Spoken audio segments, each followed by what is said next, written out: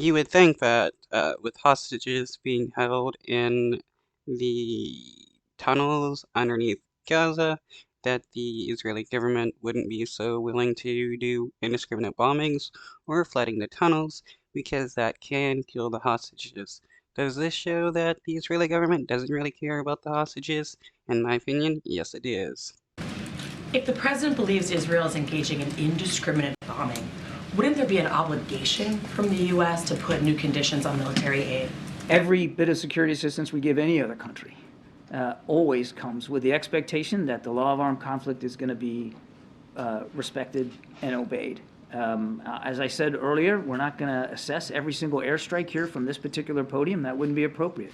The Israelis should speak to their operations, but we have every expectation, as I said to my previous answer there, that they will act in accordance with the law of armed conflict and do everything that they. But they don't, and it's obvious, and the United States knows that they're not, which is why they're against the ceasefire that the UN is calling for, and it's why they're so afraid to call indiscriminate bombings a war crime or that the Israeli government is committing a genocide against the Palestinian people.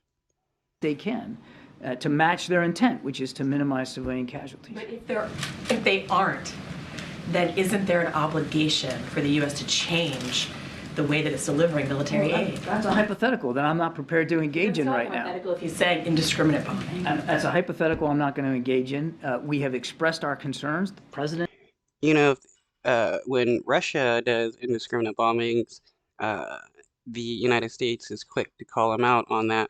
But when it's the Israeli government, they're so afraid to call out the Israeli government on their war crimes. Has publicly and privately with the Israelis about the need to reduce civilian casualties, and we're going to continue to do that. I expect you'll see Jake address this too when he's in the region. And on the hostages, is there a concern that hostages could be held in tunnels that are potentially being flooded? Well, some of the hostages come out and said that they were held in tunnels, so it's not beyond possibility that Hamas could be holding at least some of them in tunnels as they move them around, which we have to expect that they'll do.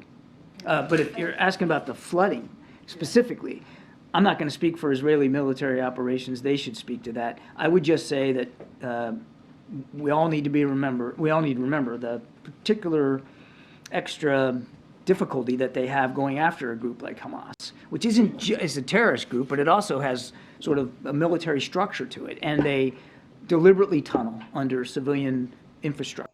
He's just beating around the bush.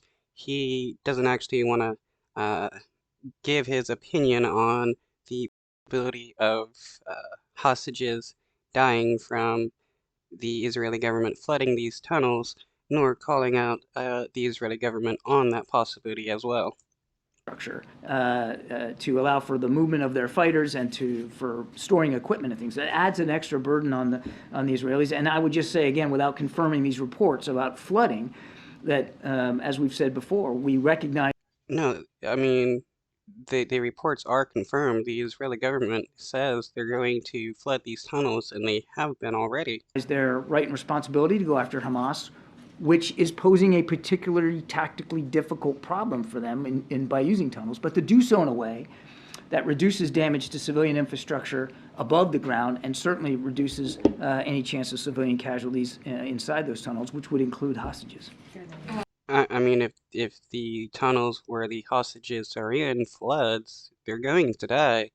So, I mean, this dude